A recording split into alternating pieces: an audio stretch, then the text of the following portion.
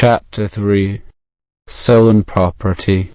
Wilde by now had so much stolen property in London that he decided to sell some of it. He bought a ship and transported the goods to Bruges, Ghent and Brussels.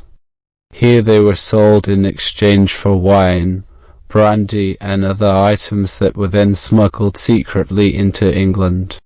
This scheme was very successful for about 2 years until the captain of the boat, Johnson, and his assistant had an argument.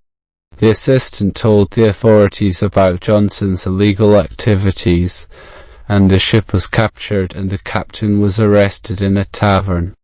Johnson immediately sent for Jonathan Wilde. When he arrived, Wilde realized that he had to do something quickly if he wanted to save his friend. He poured a glass of beer over a large man who was sitting with some friends. This made the man very angry. "What did you do that for?" he shouted at Wilde. "You and your friends are cowards." Wilde shouted back, "Come outside and fight me, all of you." The man and his friends stood up. One of them threw a chair at Wilde, but it missed him and hit another group of men who were sitting at a table. They stood up as well, and everyone began fighting. "Now's your chance," Wilde whispered urgently to Johnson. "Get out now." Johnson took Wilde's advice and ran out of the tavern as fast as he could. The officers reacted too slowly. They saw their prisoner escape, but they could not do anything about it. They knew, however, that Jonathan Wilde was responsible for the riot, and they wanted their revenge for what he had done. The authorities began searching for Jonathan Wilde, and a number of charges were prepared against him. His good luck was about to come to an end. Mr. Jones, the High Constable of Holborn, issued a warrant for the arrest of Wilde. When the authorities discovered where he was, they arrested him and took him to Newgate Prison.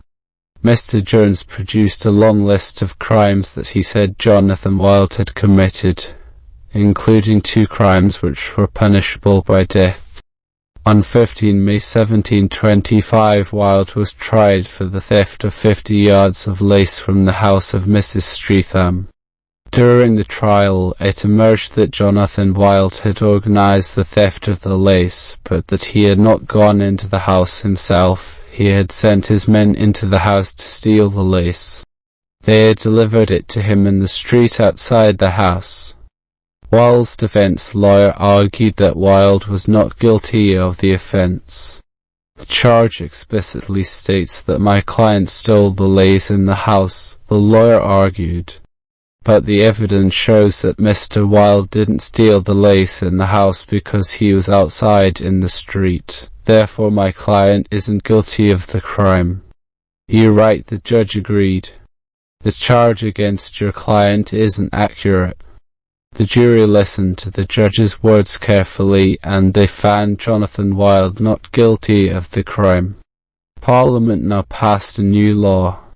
The new law said that if people had secret dealings with criminals and took money for recovering stolen property from their criminal contacts, they should be treated as if they had committed the crimes themselves.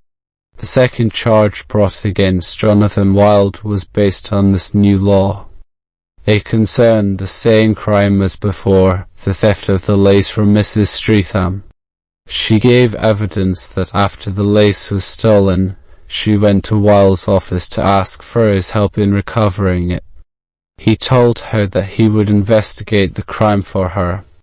She said that she would be prepared to pay 25 guineas for the recovery of her property.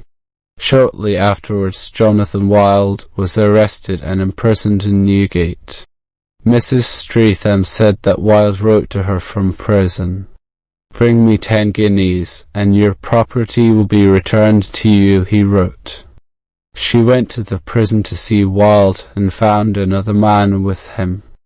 Wilde told her to give the other man the 10 guineas. She gave him the money and he left. He returned soon afterwards with a box containing the stolen lace. The judge decided that the new law applied to Jonathan Wild. He said that it was clear that Wild had secret dealings with thieves and that he took money for returning stolen property to its owners. The jury found Jonathan Wild guilty of the crime, and he was condemned to death. Wild tried to escape the consequences of his crimes by arguing that he had done society a service by returning stolen property to the people from whom it had been taken. He wanted some of the important and influential people who had paid him for his services to organize a royal pardon for him. These hopes, however, were in vain. It was clear that there was no hope for Wild. He became desperate and tried to poison himself before the day of the execution, but he did not succeed. Jonathan Wild was taken to Tyburn to be executed on 24 May 1725. His notoriety as a criminal was so great that people threw stones at him on his last journey. The executioner told him that he could have a reasonable period to prepare himself for the execution. Prepare himself for the execution. Jonathan Wild sat in the prison cart for a considerable time. This made the crowd frustrated and angry. "Hang him," they shouted at the executioner. "Hang him now, or we'll hang you." The executioner was afraid and performed his duty immediately, and the career of one of the most successful 18th-century criminals came to an end.